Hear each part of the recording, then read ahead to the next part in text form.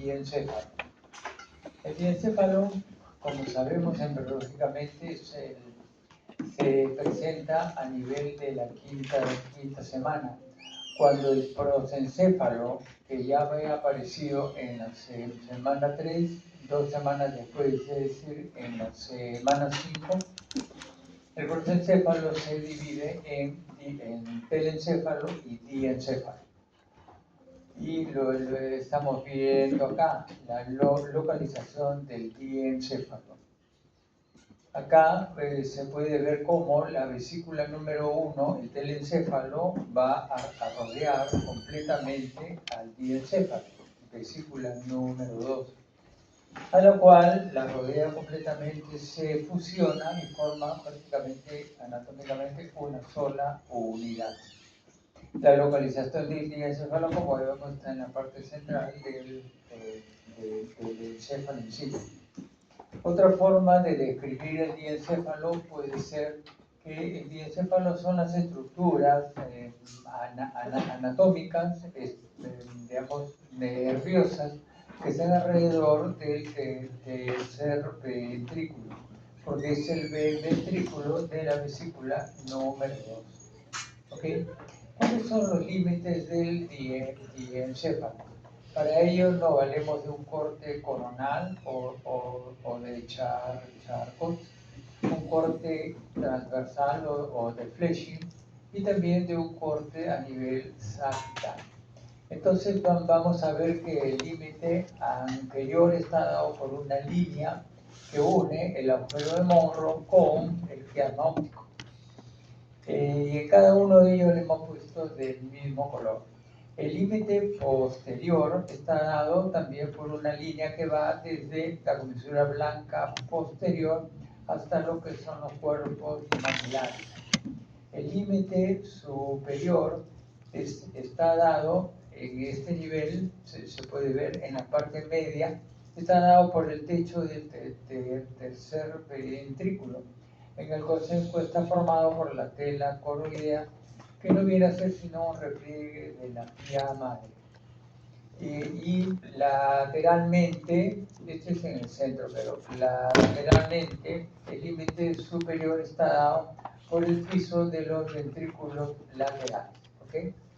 El límite inferior, lo estamos viendo acá, es una serie de estructuras constituidas por el quiasma óptico, el infundíbulo, el tuber, el quiasma óptico, el infundíbulo, el tuber cinerio y los cuerpos mamilares.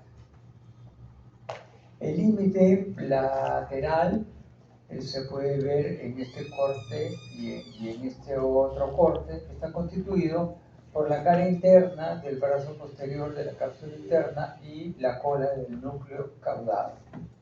El límite medial es el más fácil de todos, está dado por el tercer ventrículo. ¿Okay? Acá, ¿cuáles son las partes del diencéfalo? Está constituido por cuatro partes. El tálamo es la estructura más grande que hay. El subtálamo, que está acá. El hipotálamo y el epitálamo, que está en la parte posterior. Vamos a revisar en esta clase lo que es el tálamo y el hipotálamo, debido a que el subtálamo ha sido ya estudiado en la clase previa con las estructuras de los ganglios basales. Y el epitálamo también ha sido estudiado ya con lo que es el sistema límbico. Hablaremos entonces del tálamo. El tálamo es el núcleo, digamos, más grande que existe en el sistema nervioso. Tiene un largo de 4 centímetros, un ancho de 3 y tiene una altura de 2.8 centímetros. Tiene dos extremos, un extremo anterior, llamado también tubérculo anterior del tálamo, y un extremo posterior más grande que es denominado el pulvinar. En este corte sagital vamos a ir viendo que tiene 4 caras. una cara superior que está constituido por el piso de los ventrículos laterales. De igual manera, hemos puesto en el mismo color. Después tenemos el piso inferior, cuyo límite interno está demarcado por el surco hipotalámico. El piso, la cara lateral está dado por, digamos, su relación con el núcleo caudado y por la estría terminal, que es el límite que separa el núcleo caudado del tálamo, en donde se asienta la vena tálamo estriada. Después, el límite medial es el más fácil de todos, está dado por el tercer ventrículo. Debemos de mencionar que en este último límite se puede apreciar fácilmente lo que es la comisura gris intertalámica. De comisura gris, de comisura no tiene más que el nombre, porque no es una banda de fibras que están conectando dos estructuras. Viene a ser uno de los tantos núcleos que tiene el tálamo óptico. La estructura interna del tálamo está demarcado de la siguiente forma. En este esquema Netter, que ya tiene una buena cantidad de años, no ha sido superado hasta ahora. Lo que vamos a ver es de que existe una banda de sustancia blanca que atraviesa completamente la estructura del tálamo en la parte central y tiene una forma de I en que puede ya dividir fácilmente el tálamo en tres partes. Una parte anterior, una parte lateral, mucho más grande, y una parte medial.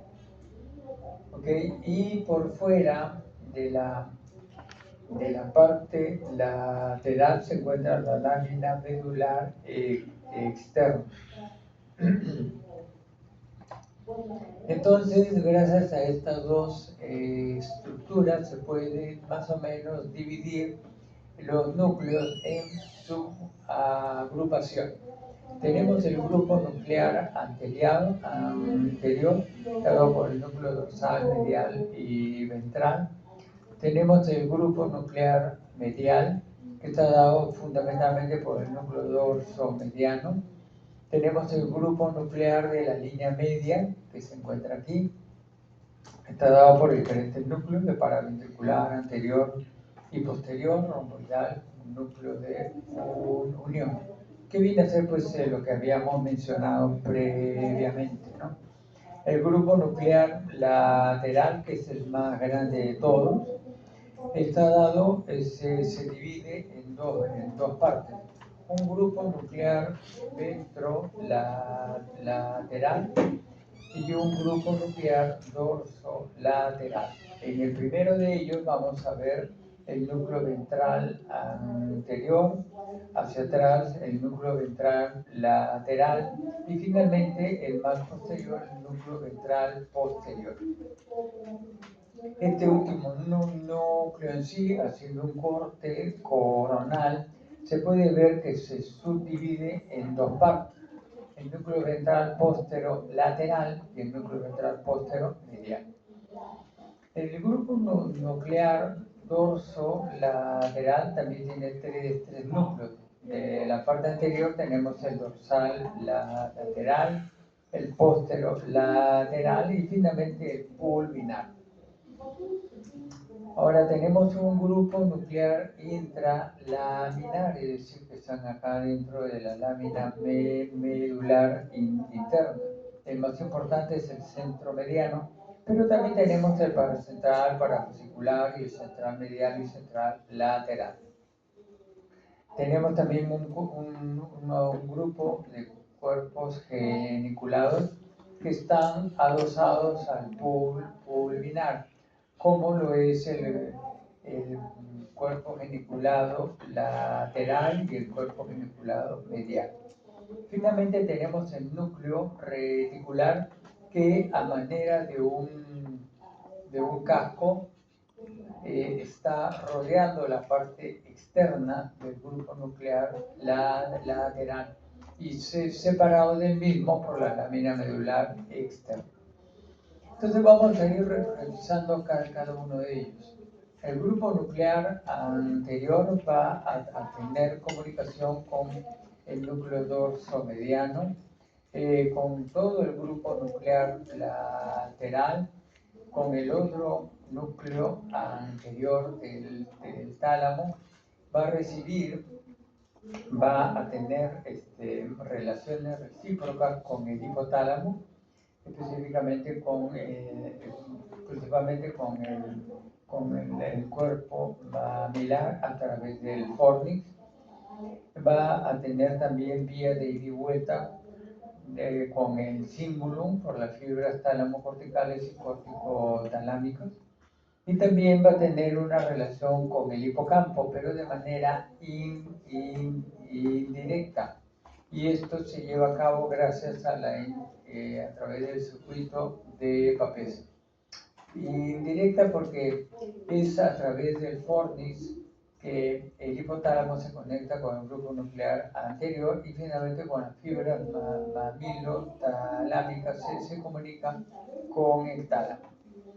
Las funciones de este grupo nuclear, debido a las amplias conexiones, están relacionados con el sistema límbico, el circuito de Papez, los procesamientos de las emociones y en los mecanismos de la memoria. ¿Okay?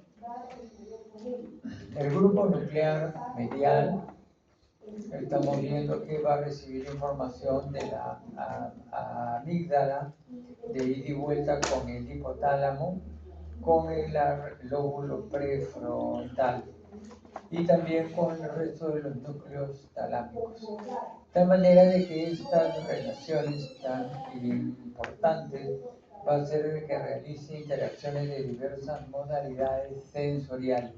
Esto es tanto somática, visceral, olfatoria, y que lo relaciona con las emociones, los sentimientos y los estados subjetivos.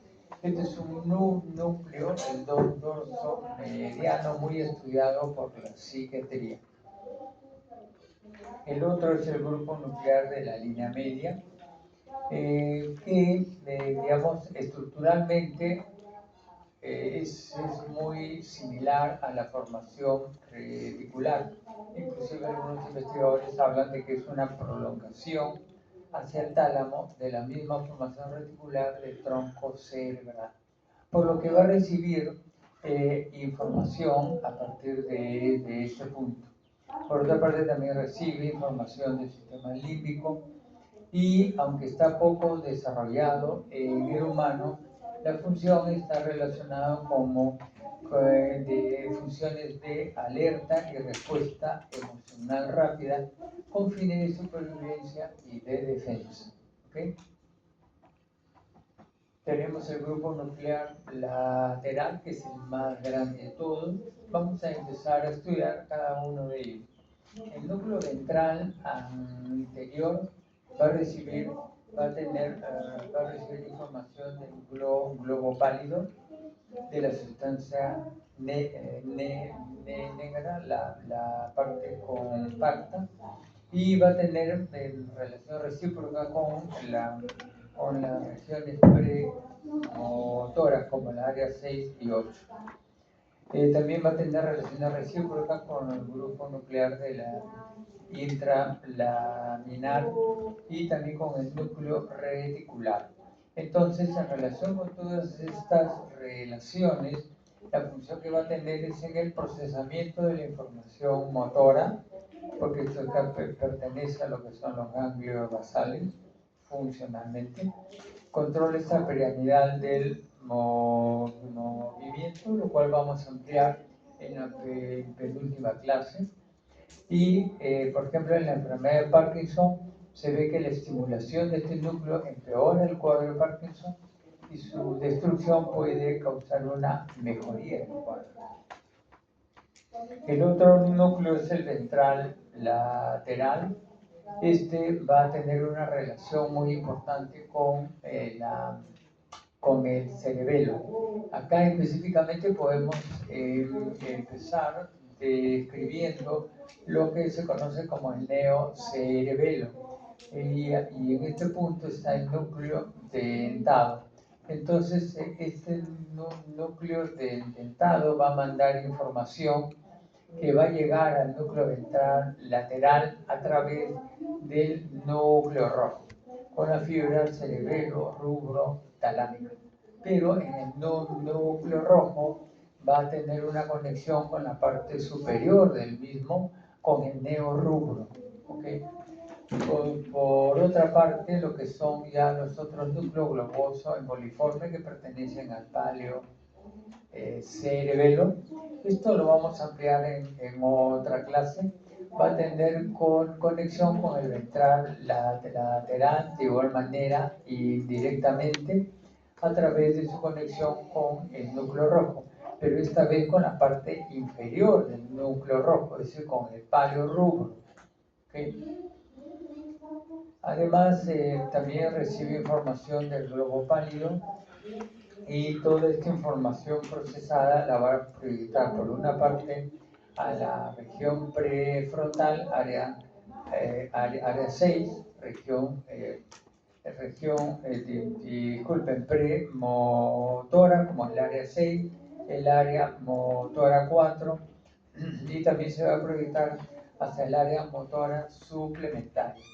Entonces, este complejo de circuitos puede, digamos, formar dos vías fundamentales.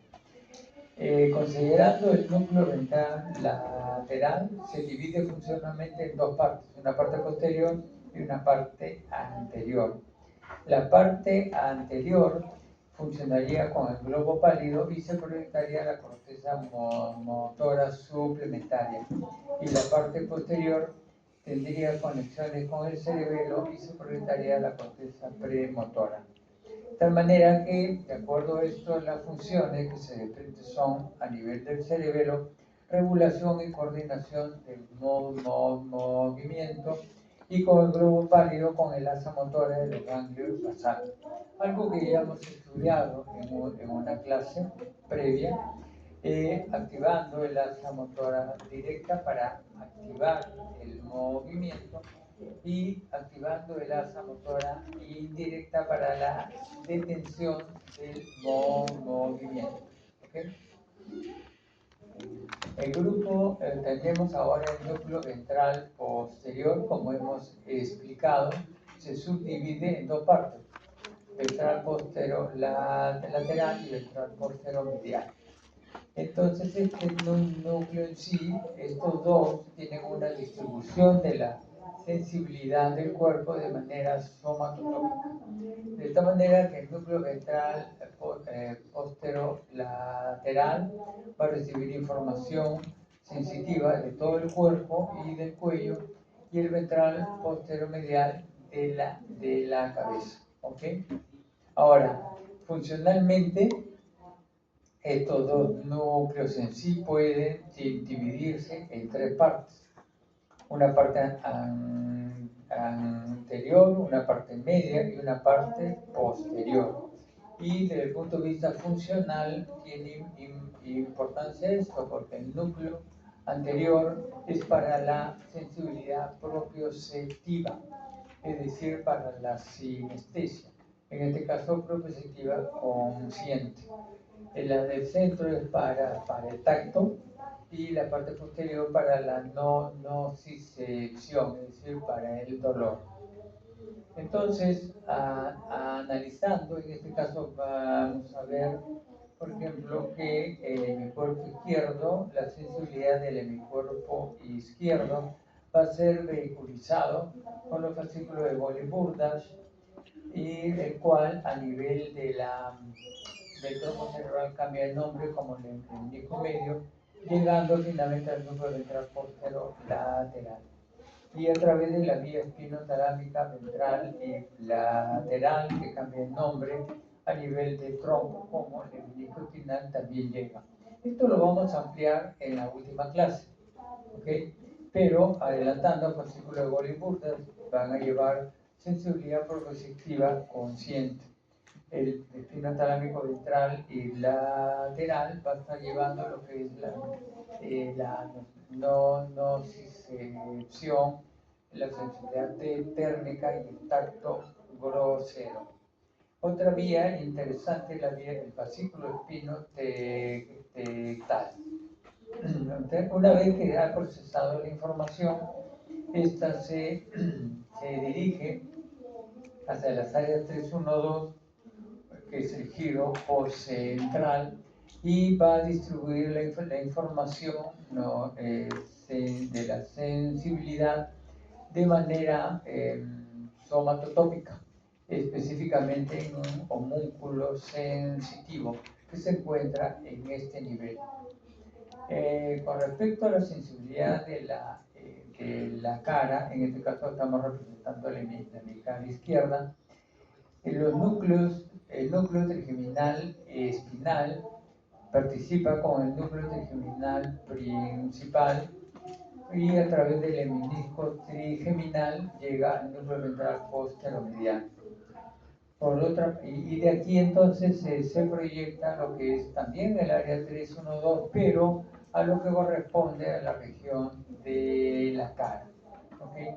Esto lo vamos a ampliar en la última clase.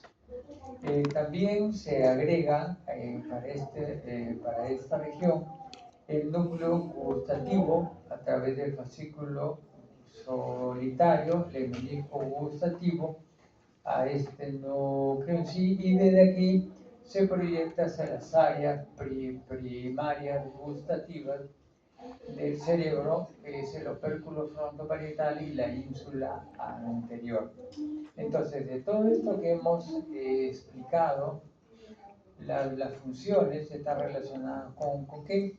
Con la sensibilidad táctil, termogésica, proprioceptiva, consciente, pero también con la sensibilidad gustativa. ¿Okay? El otro núcleo es el núcleo dorsolateral. Este va a tener, digamos, conexiones recíprocas con el área 3940 y también con el símbolo, áreas 32, 24, 23 y 31. La función de este núcleo dorsolateral está relacionado con el aprendizaje y ciertas conductas emocionales, alimenticias, albergue y de sexo. El otro núcleo, el posterolateral, va a recibir información del núcleo ventral posterior y va a recibir información del área 5, que es el área somatosensitiva secundaria. Toda esta parte la vamos a ampliar en la última clase. Y va a proyectar hacia las dos áreas, 5 y 7, que ambas son somatosensitivas secundarias. La función de este núcleo posterolateral se considera un núcleo de integración de la sensibilidad somática y que trabaja en paralelo con el núcleo ventral posterior. ¿Okay? El núcleo pulvinar es uno de los más grandes, tiene relaciones recíprocas con los lóbulos parietal, temporal, occipital y también con las áreas 39 y 40. También, y una vez que ha tenido procesamiento de toda esta información, se va a proyectar al área visual primaria 17 y el área visual secundaria 18 y 19. Por otra parte, el núcleo pulvinar trabaja en paralelo, en conjunto con el núcleo posterolateral y va a recibir información ambos desde los colículos superiores que tiene que ver con reflejos oculares y va a proyectar este procesamiento de la información al área occipital. Entonces, la función, estamos viendo que puede formar, en este segundo caso, una vía visual extragenicular, ¿okay? para llamar la atención en objetos de interés en el campo visual sin necesidad de una percepción visual consciente, es decir, una respuesta rápida, inconsciente, automática y que nos puede salvar de un objeto que se nos viene a nuestro campo visual. ¿Okay? El grupo nuclear intralaminar, el más importante, es el centro mediano, va a recibir información amplia a partir de la formación reticular, el tracto espinotalámico, núcleo basal de Meynert, que ya hemos explicado que es un núcleo serotoninérgico, también del tracto trigémino-talámico, y se va a proyectar a amplias regiones del cerebro, también hacia el cuerpo estriado. Entonces la función, de acuerdo a todas estas relaciones, tienen un papel principal en la estimulación no específica de la corteza cerebral por fibras del SARA, del sistema activador reticular ascendente de la formación reticular, y vías sensitivas ascendentes para una respuesta motora refleja rápida, automática. Y también influye en los niveles de conciencia y de alerta de la persona. Los cuerpos geniculados, acá vamos a mencionarlo muy brevemente, porque esto se amplía en la última clase. Tenemos el cuerpo geniculado medial, cuerpo geniculado lateral. El primero de ellos va a recibir las aferencias auditivas, a través del brazo conjuntival inferior, y va a proyectar la información al área auditiva primaria. Como hemos visto en la clase número 1, esta área auditiva primaria son las giros transversos de Hess, el área 41 y 42, que están en la parte interna y superior del primer giro temporal, parte interna. Y se proyecta a través de las radiaciones de Pfeiffer. El otro, el lateral, va a recibir aferencias visuales a través del brazo conjuntival superior y se proyecta al área visual primaria o área 17, que está en los labios de la cisura calcarina en el lóbulo occipital, a través de las radiaciones de Gatriolet. Entonces la función, bueno, es obvia, ¿no? Tiene que ver con acá se forma la neurona número 3 de la vía visual y la vía auditiva, algo que vamos a ampliar en la última clase. Finalmente tenemos el núcleo reticular, que como hemos visto se encuentra en esta localización. El núcleo reticular tiene una localización estratégica. ¿Por qué razón?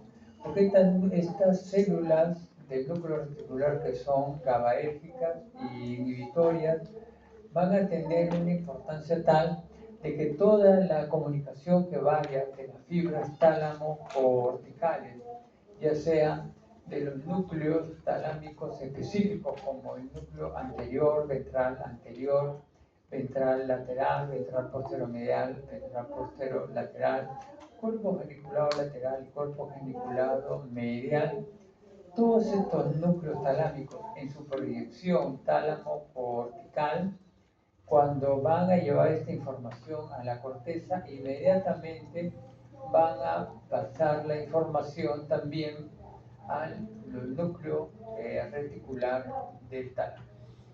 Por otra parte, cuando la corteza recibió la información del tálamo, la procesó y va a mandar su orden para inhibir o activar, en fin, las funciones del tálamo, también de igual manera va a proyectar una información de su respuesta a la célula del núcleo reticular. Es decir, aquí pues se convierte en una Magali Medina, se entera de todo. Todo sabe la información que va a ir a la corteza y se entera la respuesta de ella. De tal manera de que el núcleo reticular del tálamo puede ejercer una función inhibidora de acuerdo a la función que ellos ejercen, que vamos a explicarlo ahora, de los núcleos talámicos descritos o inhibiendo a un inhibidor para activarlo o estimularlo. Es decir, tiene una función fundamental, ¿no? Entonces acá su función está relacionada con la regulación cortical de la actividad talámica. Entonces, el grupo nuclear reticular tiene varias funciones. Durante la vigilia, por ejemplo, tiene una función denominada saliencia. ¿Qué significa eso? Que aísla cualquier nueva experiencia auditiva, visual, táctil, de ruido, de fondo normal de la actividad neuronal, mejorando la señal. Es decir, el núcleo reticular nos permite en un ambiente ruidoso, digamos, prestar atención a determinados tipos de ruido y tratando de opacar el ruido de fondo que hay. De esta manera que podemos escuchar un buen chisme dentro de un barullo de gente que haya, ¿no? Y de igual manera para las otras sensaciones, visual, somática, etc., ¿no? Esta es una función de saliencia. La otra función es centro-periferia, de esta manera que mejora la actividad de la zona más estimulada y suprime la periferia que no está tan relacionada. Es decir, enfocando la información y prestando verdaderamente atención a lo que importa. La otra acá, de esta manera el tálamo hace un filtro de la información que va a la corteza y la corteza controla qué información debe de dejar pasar. Por otra parte, también es importante para la formación de ritmo alfa. Ritmo alfa se refiere a un ritmo electroencefalográfico, que lo estamos viendo acá. Ok, durante el sueño no REM, porque el sueño tiene dos fases. Un sueño REM, que son movimientos oculares rápidos, ok, y el sueño no REM, que carece de esto. Es importante las dos fases. Entonces, durante el sueño no REM ocasiona este grupo nuclear reticular la oscilación. ¿Qué significa eso?